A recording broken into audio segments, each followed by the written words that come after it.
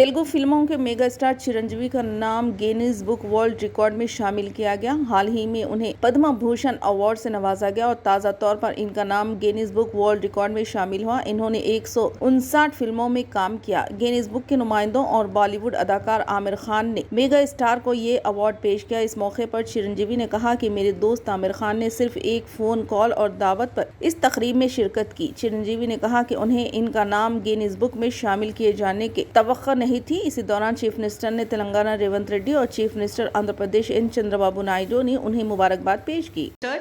In receiving this, ladies and gentlemen, it's happening. Guinness World Record has been honored to Padma Vibhushan megastar Chiranjeevi Garu for being the most prolific film star in Indian film industry, actor and dancer. Megastar Chiranjeevi Konidela. 22nd of September 2024. History is made. Another record is made, ladies and gentlemen. We're all truly fortunate to be witnessing this history. What a moment, what a moment.